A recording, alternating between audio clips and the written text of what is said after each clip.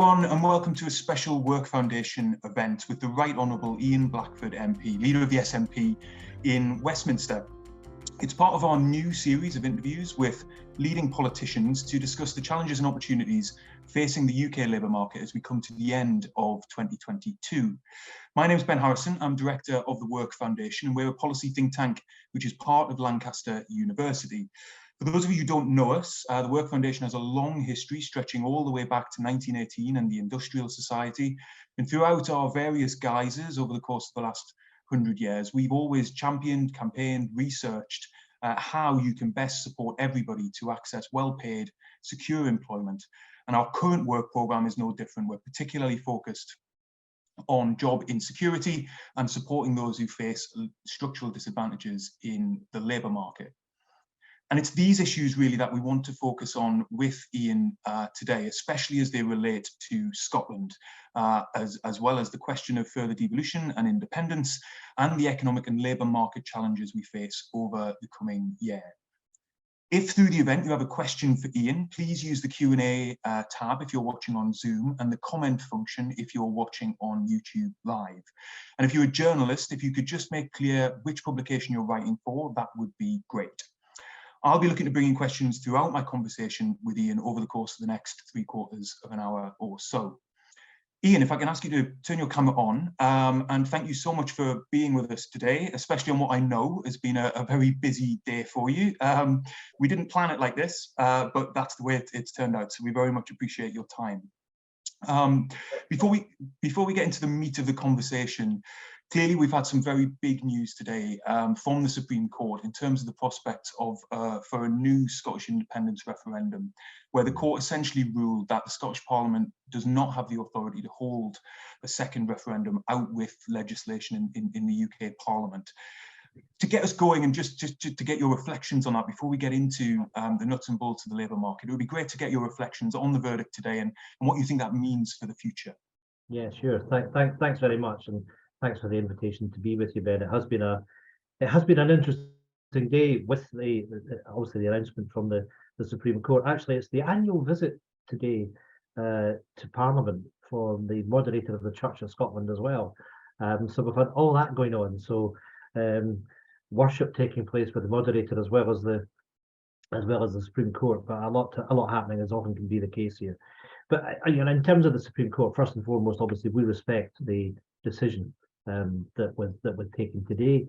The Lord Advocate took the view that we needed to test the legal position on this, and that has been done. I suppose when I draw back from that, I'd say that when I look at the SNP over the course of the last period, of course, we've been in government in Scotland since 2007. It's been a long period. We've won every election since 2014. There have been 8 elections over that period.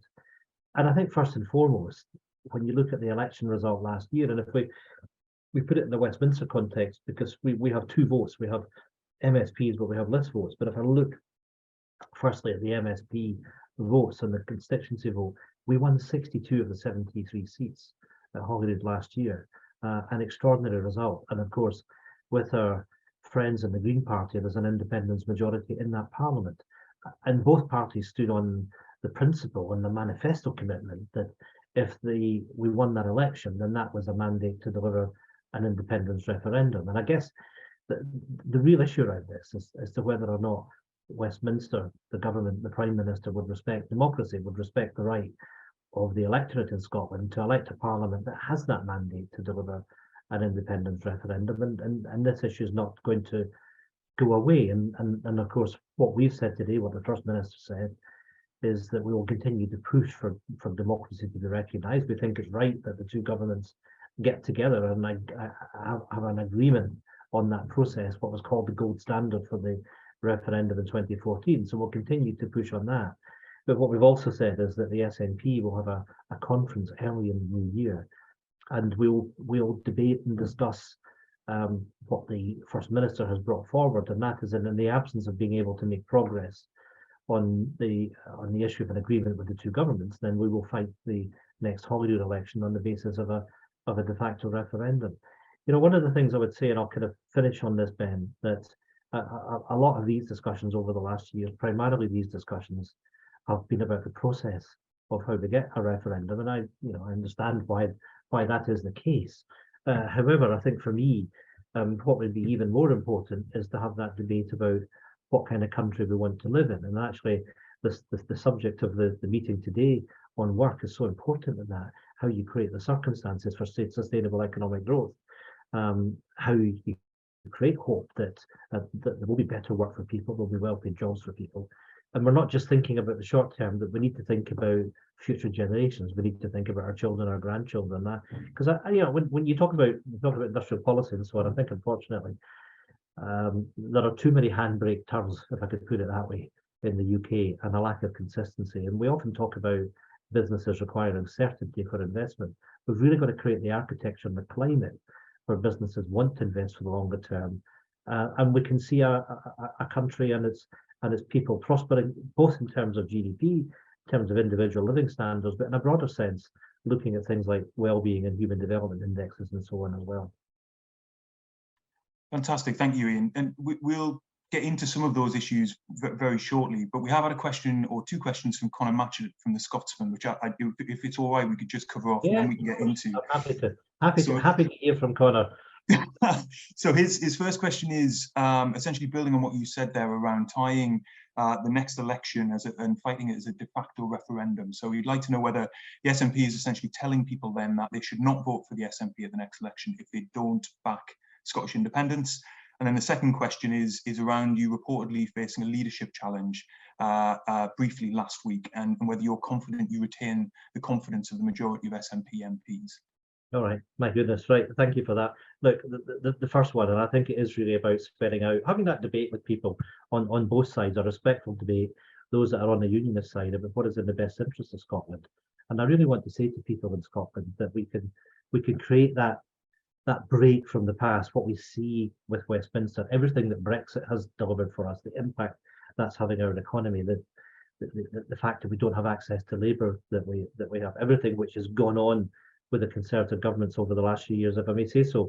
I think a lot of the problems that we suffer from today have been because of the wrong policy choices at the time of the financial crisis, and a mismatch between monetary and fiscal policy, for example. So we didn't create the circumstances for investment. And I think it's up to us to lay out how we can actually deliver that different Scotland. And I think my point to Conor would be that asking people to vote for us for independence on the basis of a general election campaign is laying out that roadmap about how an independent Scotland will deliver, how it can deliver on the aspirations of the people of Scotland. And I think that's the point. And I think it therefore becomes, whether it's in a referendum or whether it's a general election, it comes to the point of making that choice. Look, in terms of my own position, I've been privileged to have been a member of Parliament since 2015, been the leader of the SNP since 2017. I have to put myself up for re-election every year. That's part of our standing orders, and I look forward to doing that again. And I look forward to being the MP that leads the SNP group out of Westminster for the last time. Fantastic, thank you, Ian. And there are a couple of other questions, but I'm going to try and bring them into the conversation as we go, because they do relate into some of those issues that you were describing there around the kind of economic and financial context that we find ourselves in. And clearly, we all know that those sands have shifted significantly in recent weeks. We're now, it seems, in a recession. We have a government overseeing substantial tax rises and spending cuts, and we've got forecast rises in unemployment, persistent inflation, and falling wages into 2023. And yet, economic inactivity continues to grow, and at least for the time being, vacancies remain high as employers struggle to recruit in many sectors in the economy. What's your view, Ian, on how we've gotten into this position, where the government sort of took us in their budget last week, and what it means for working people around the country? Yeah, well, I mean, the simple answer is it's not good in terms of what it's going to do to working people, and I think it's quite sobering when you look at the OBR release from last week, and you see that forecast that real living standards are going to decline by 7% over a 2-year period. My goodness, that's an astonishing figure. It's an astonishing outcome. And I suppose when you think about the writings of the Resolution Foundation talking about real wages effectively not rising between 2008 and 2027. And I think it is worth reflecting on that, because you're in essence, you're talking about a 20-year period where people have effectively stood still. And I guess for people of my generation, we were brought up with an expectation that we would be wealthier and have better living standards than our parents have better living standards than our grandparents, and so on. That's been broken. That's been broken. And you think about all the challenges that young people face. In England, of course, having tuition fees, the view that's been created that everybody now should own their own home, and that's a vast change from where we were 40 years ago, where actually most people in Scotland rented their home one way or the other, and not all the costs that are associated with that.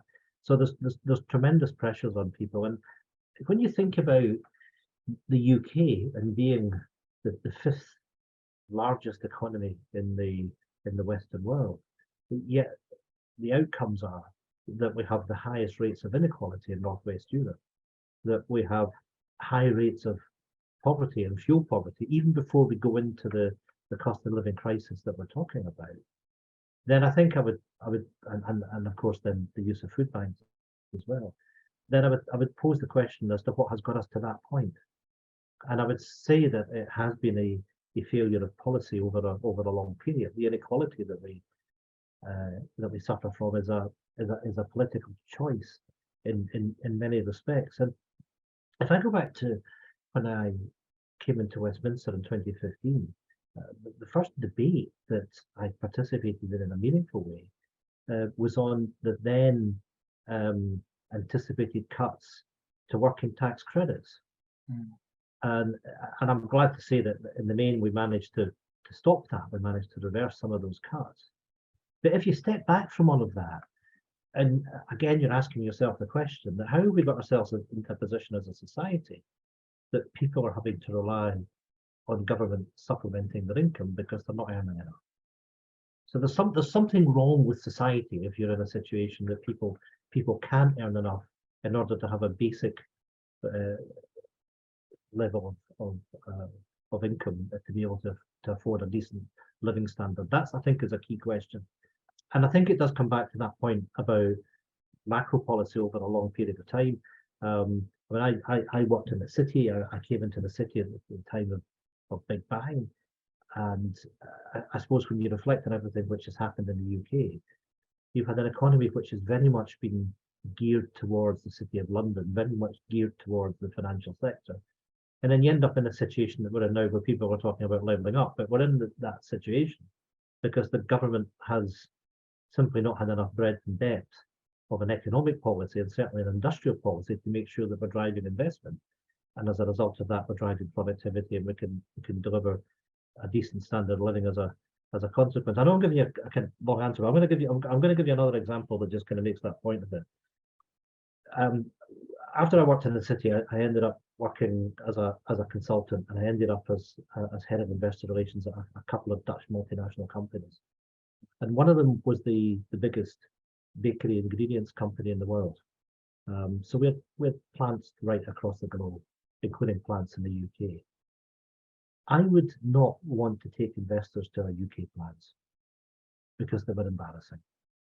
And they were embarrassing because over a long period of time, that there had been an underinvestment through capital expenditure in these plants. In marked contrast to what we had in some of our operations in other parts of the world, and certainly in other parts of Europe. So for me, the question is, how have we ended up in a situation where there's a lack of incentive for companies to invest in capital equipment in order to improve productivity, in order to drive up wages? And I suppose the only conclusion that I can draw is that through the policy response that we've had, that we've undervalued labour, and labour as a consequence of that has been too cheap. So you need to start to think about the kind of industrial strategy that you have that would allow you to incentivize growth, but the right kind of growth. And obviously, at the juncture that we're at now, that has to be on the basis of a green industrial strategy. It has to be based on having access to green energy. And actually, that's an area where I've published a paper just over the course of the last few weeks. It talks about increasing by fivefold the green energy output of Scotland, up from 12 to 80 gigawatts. Interestingly, Ben, over the course of the period up to 2050, generating about 385,000 jobs in that green energy space. So dwarfing what we currently have in oil and gas. But of course, a number of things have to happen if you do that. You need to make sure that you can control the supply chain. We need to learn from the lessons of the failures of the past. Yes. We haven't been as successful as Norway has as a comparison in terms of making sure we can get the value added out of our oil industry. And the same is true in the early years of the development of green energy. But if you're going to develop that green energy, and in the case of what I know we can do in Scotland, we can deliver about 4 times as much energy as we need. So that then begs the question, if you do that, what are you doing with it? And so there'll be an opportunity to export, and particularly export hydrogen, that's fine. There's an income stream that will be generated from that. But if you can create for yourself a competitive advantage through having affordable green energy, and then you start to think about the energy intensive industries, and you therefore you have to change the balance of the economy more from one which is very much service sector orientated to one that has more of a balance between the service sector and the manufacturing sector. So Sorry, I'll give you a long answer, but I mean, not at all, Ian. It was a very broad question, and I suppose just picking up on a couple of things that you've reflected on there, and I suppose also linking into part of the question that we've had from Peter Swindon at the Sunday Post, which, I mean, you've addressed some of his question already, I think, but in particular he asks about the decision to leave the UK. What impact would that have on Scottish jobs and the economy? And I suppose what I was going to put to you was absolutely understanding the kind of the green transition that needs to take place, the kind of potential for growth and jobs and in particular higher quality jobs to be created as a result of that. But clearly we're now in a position where public sector investment and public sector consolidation, there's a lot of pressure around the public sector finances. So it would be great to get your reflections on that link between independence and more devolution and achieving those economic outcomes, but how you do that in a context where there's such pressure on the public finances.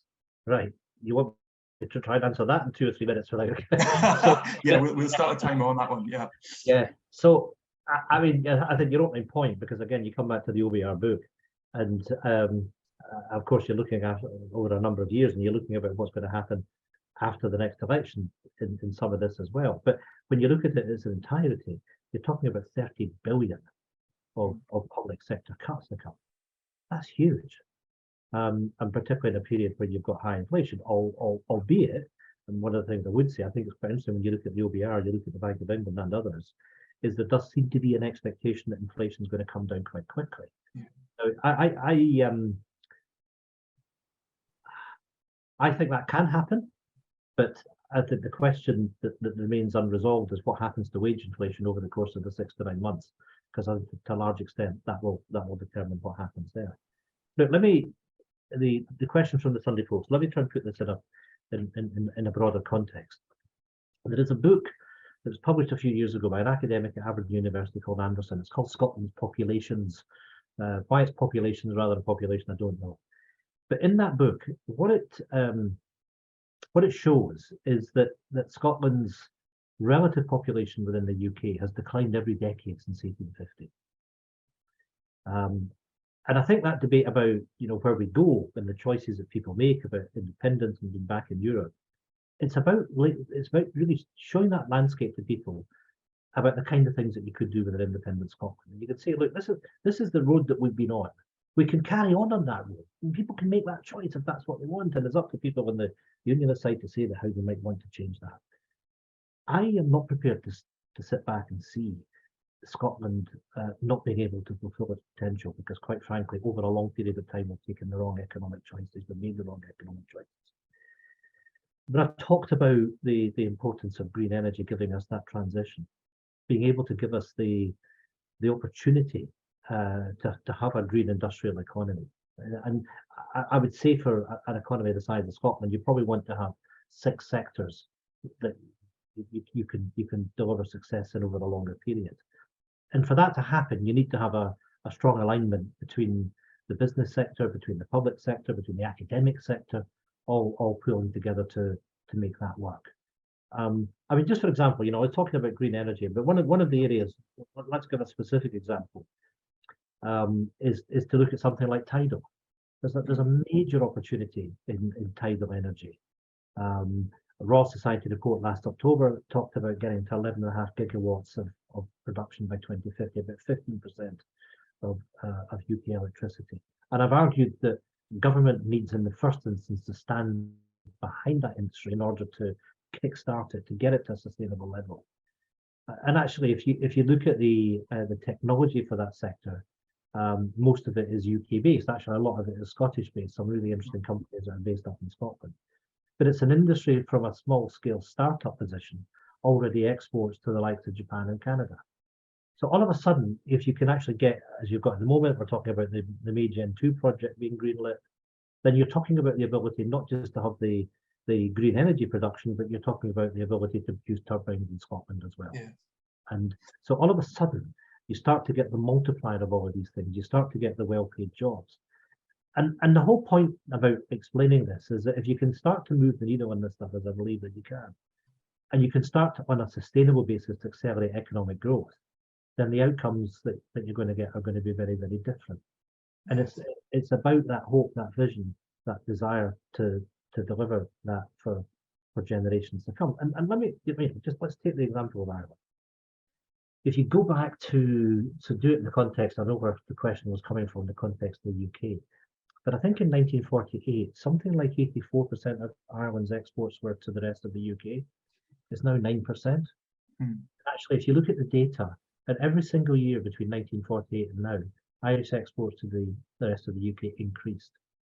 But it was that ability to create that market. And one of the real reasons that we want Scotland to be independent is because we want to be back into the European Union. And when you look at all the things that are happening just now, and you look at the 30 billion of public sector cuts that are going to have to come down the line, I would point the finger of blame at the impact of Brexit, because we now know that Brexit has materially reduced our economic activity, reducing GDP by about 4%.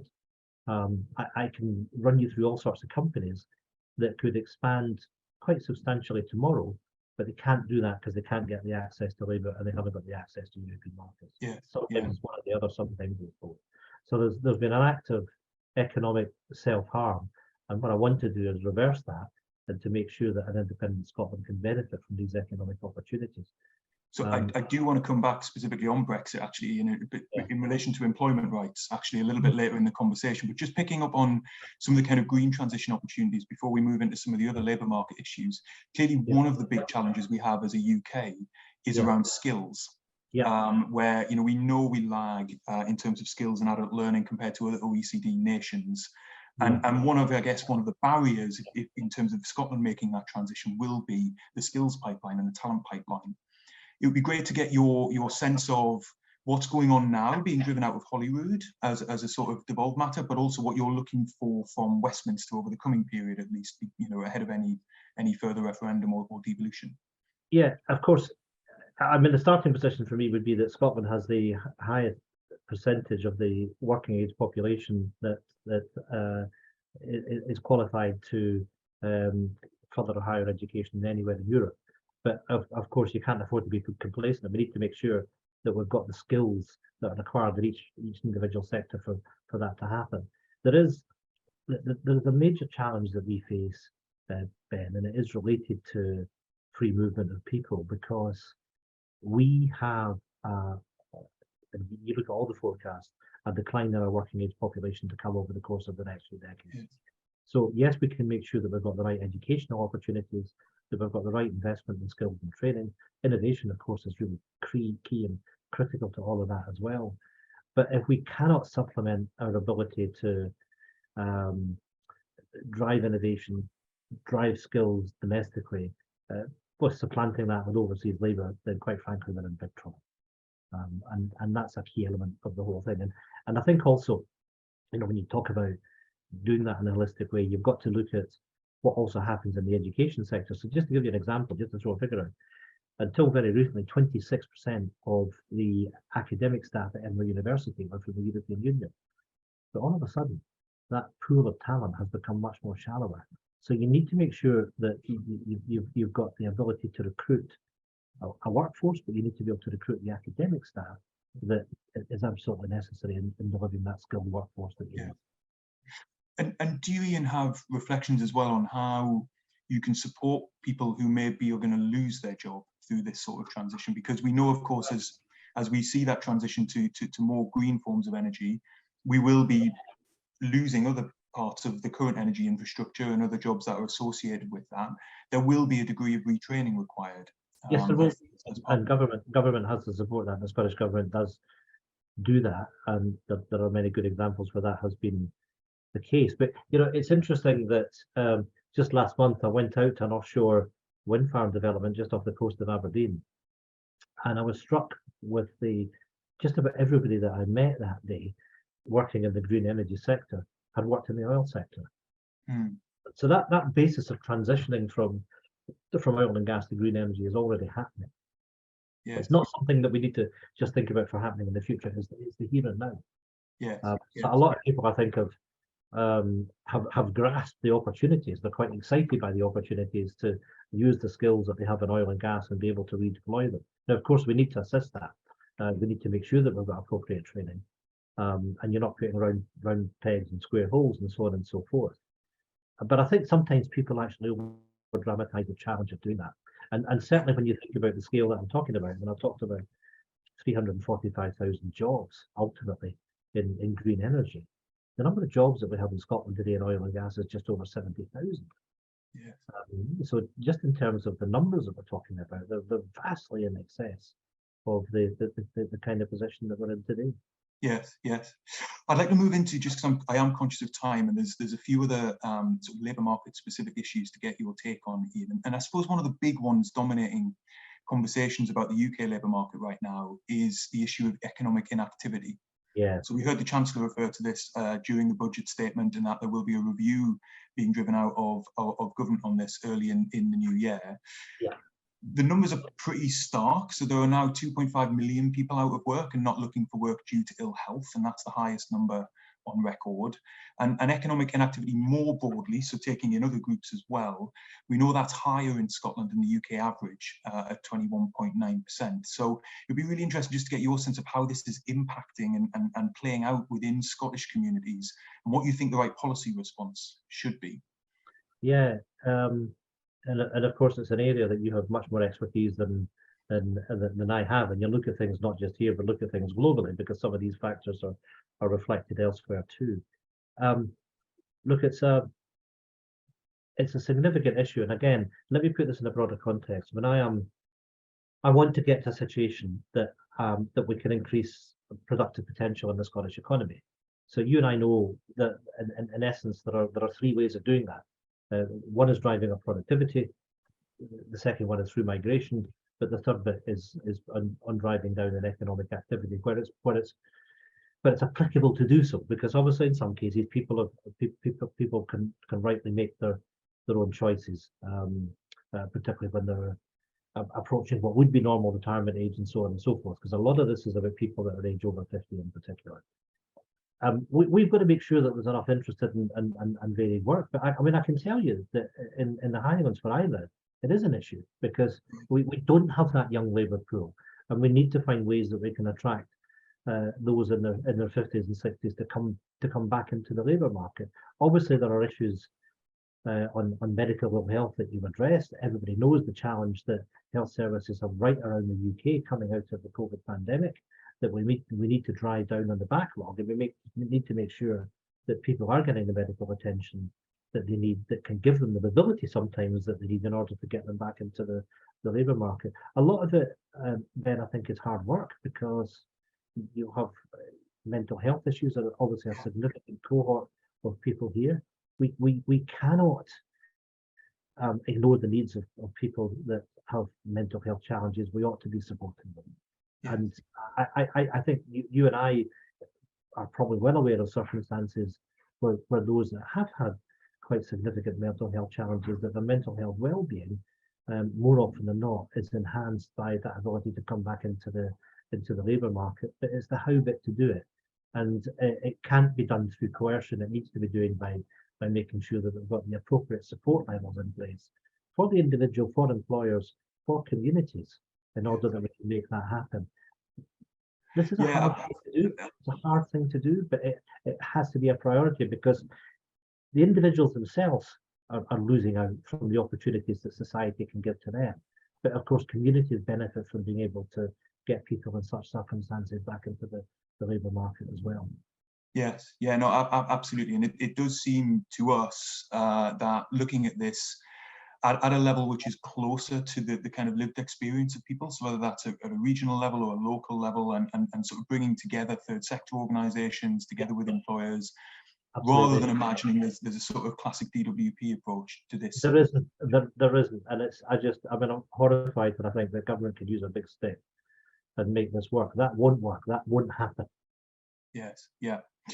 Another sort of potentially related issue, Ian, and something which we've looked at a lot within the Work Foundation is the idea that insecurity has become more of a feature of the UK labour market over the last 20 years, and actually stretching far beyond the sort of issues around 0 hours contracts that you sort of sometimes might associate it with. And our insecure work index this year estimated that actually around 6 million people experience insecure work in the UK today.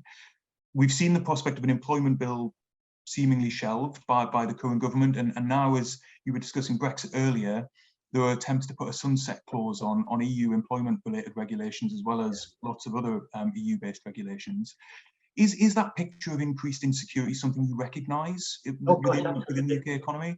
And I suppose in that case, what would you sort of be looking towards national government or Westminster government, but also the Scottish government to be doing about that? Well, there's all sorts of things, but of course, most of this is reserved rather than devolved. But I mean, there's a lot of talk, for example, just to take one thing, on the national living wage. Well, okay, but it's not a national living wage. Not if you're taking the living wage foundation, and that should be the level that the minimum wage is at. And also within all of that, I think you've got particular insecurity for younger people, and the issue of the minimum wage for younger people as well. None of these things help. And again, I think it comes back to the issue about how you value people within society is an important part of it. I mean, I guess you think about, you're talking about the period that you're addressing, and I think about when I came into the labour market, which is many decades ago. There was an expectation back in those days that people would be with an employer for a long time, perhaps even for life. So in a sense, I can see that there are some benefits from society becoming more mobile. But I think the flip side of that is that workers' rights have been attacked, and therefore the security and the loyalty that you get both ways from both the employer and the employee have diminished somewhat markedly. And I think in that context, how you look after people, how you make sure that you're investing, come back to what you were raising earlier about skills development and so on, and training, career progression for people. I mean, we are a relatively small employer as a Westminster group, but that's something I take seriously. And I'll say to you that it's an awful lot easier, it's a lot cheaper in the long run to retain your staff for the longer term rather than actually have a revolving door. Yes. Whether you're having to recruit all the time and you're having to bring people up to speed and so on. So, I mean, a lot of this ought to be common sense for employers about how you create the circumstances that people want to come and work with you. Yes, I think one of the sort of additional, quite insidious things that we see through our analysis on insecure work, Ian, is that it's actually those who already face barriers in the labour market who are most at risk of insecure work. So we see that women are disproportionately at risk, and in large part that's due to a lack of available and affordable childcare, and so they're forced into positions of accepting insecure work because they need to be able to plan around other caring responsibilities. Or, again, for example, also go on, you go. That's something that the Scottish Government has addressed with the increase in the number of hours for childcare as well, for that very reason. Yes. We've had one specific question, Ian, around how we can support people with disabilities into better quality work as well. And I mean, that picks up in part on the inactivity conversation, but again, we also find in our analysis that they are more at risk of insecure work. So any reflections you have specifically around that would be great. Yeah, I mean, it's completely unacceptable. There must be no barriers to disabled people, but the harsh reality, we know that there is. And again, the particular needs, the additional costs, mobility, transport issues, everything that's around that. I mean, again, none of this is particularly easy, but we need to make sure that we've got the policies in place that support people and support employers doing the right thing in terms of employing disabled people. But we all know one issue that comes up quite often in this space, Ian, is around the right to flexible work on day one.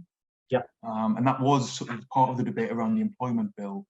Is that something which you and colleagues would support seeing introduced? Yes, unequivocally. Yes. So I mean, certainly in our research, we find that, you know, the idea that one can kind of get into a job for 6 months and then get the prospect of that flexibility is a significant barrier for people. Yeah, absolutely. Yeah. Why would you do that? There is no logic to that. Yes. And again, it comes back to the kind of basic respect that you should have to employers, employees, and why would you defer those benefits for somebody for 6 months? There is no rationale in doing that. Just finally on these issues, Ian, out with sort of outright independence. You mentioned before some of the sort of policy levers are sort of in reserved matters. Yeah. Which sort of make it more difficult for leaders in Scotland to be able to deal with some of these issues. Are there particular powers or funding that you would like to see devolved in addition to what is already devolved that would help you deal with some of Scotland's labour market challenges? Yes, it would. I think we need to make sure that we do have full control over employment. I think the fact that we don't, and it's not just not having full control over employment. I mean, one of the things that we're asking for in the budget is to have an effective settlement so we could make sure that public sector workers got appropriate pay increases, and their hands are tied simply because of the fact it's largely a fixed budget that we have. So that doesn't help. I mean, you've seen us reach agreement with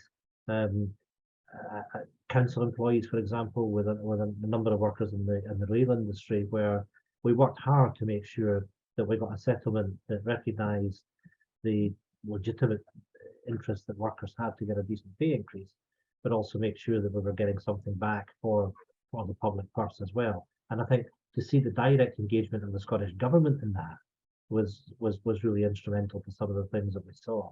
That's really in stark contrast to what we see down here. But you need to be able to have controls of the purse strings to be able to do that. Yes, is that I'm just kind of, because we just come off the back of the autumn statement, but obviously it won't be that long until we're on the other side of the winter and heading towards the budget.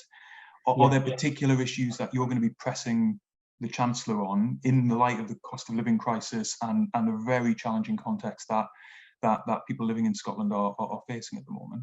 Yeah, and so I think the question is how to do that, you know, within the context of the financial situation that we're in.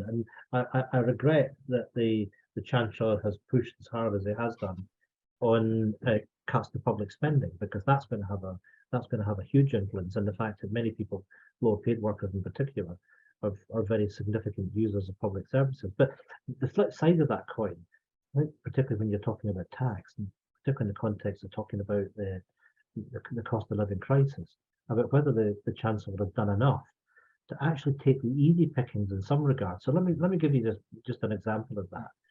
We often talk about windfall taxes, about the fact that oil and gas companies, for example, are making windfall profits. They're not doing anything to generate that, and you've seen the vast increase in share buybacks that have taken place. Actually, share buybacks in the UK this year have hit a sum total of £55 billion. So stop and think about what share buybacks are. Share buybacks are, in essence, a return of capital to shareholders. They're not taxed.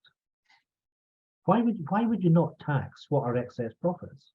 Why would you not do that?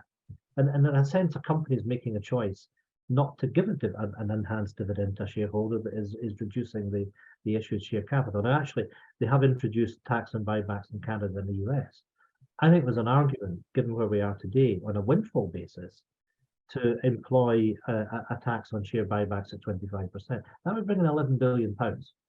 Yes. All of a sudden, you change the dynamics of the government accounts that then allow you to do some of the other things that you would want to do. And I think that's the point. It comes back to these kind of choices. A lot of people talk about growth, but I'm not sure they're actually the thing that creates the climate where people want to invest in growth in the UK, and that has to change.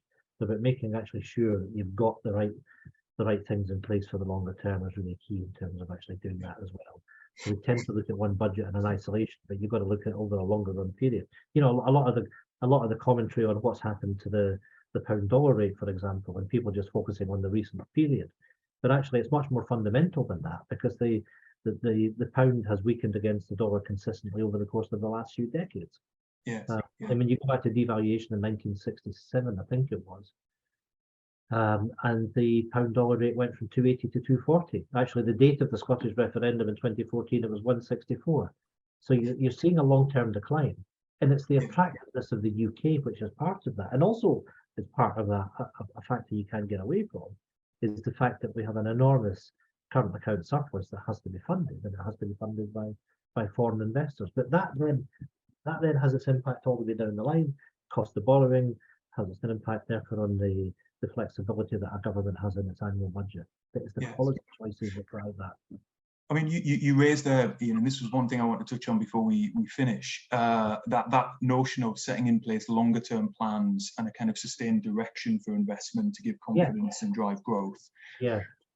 Do you feel like we're now in a parliament where that is going to be possible, given the sort of political dynamics of the Commons and where we are in the electoral cycle? No chance. Absolutely no chance. So in that context, what can you do as leader of one of the major parties in the parliament to make the best of that then, I suppose? Because obviously millions of lives depend on getting growth back into the economy. Well, you've got lots of ladies and gentlemen of the press on the call today. I mean, I don't know how many of them have actually written about our energy report. Actually, I mean, there's an awful lot in there. Let's have a debate about how we can actually get these things going. And the thing I'll promise you and everybody else, that over the coming period, that we'll publish a paper on a green industrial strategy. Actually, a lot of my work in life, most of my work in life has been in the Netherlands. But in the Netherlands, they have something called the Central Planning Bureau. And that has actually has some of the responsibility that the OBR has, actually, but it's charged with taking a longer term look at the Dutch economy. For them, that's a 25-year period. Why are we not doing these things? Yes. Are you looking in through that kind of lens within the Scottish economy, Ian, as a party, and able to put in place plans over that kind of time period at Holyrood? Well, of course, I'm not in government, and there's a line I can't cross. Because I can't participate in government. Sorry, no, I didn't mean you personally, but you the SNP. Yeah, well, yeah, and I'll certainly, and I'll take the way I see our role in Westminster. So let me put it in that context. We are the support act of the Scottish government. So I've talked about the energy paper. I've talked about the industrial strategy paper. We'll continue to shine the light on topics such as this, where we can bring, I hope, fresh thinking to the idea about how we change the landscape, how we change the picture, how we deliver higher sustainable economic growth in Scotland. I've actually got a meeting later this afternoon to kickstart the green industrial paper, and I'm really excited about some of the people that want to work with us on it. Yes.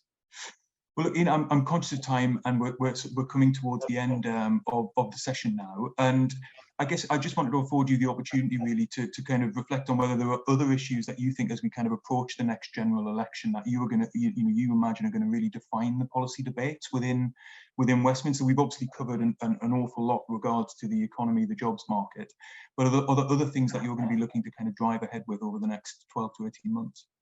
Well, we started off talking about democracy, and democracy is important, about people's right to choose their future. That's absolutely fundamental to the whole thing.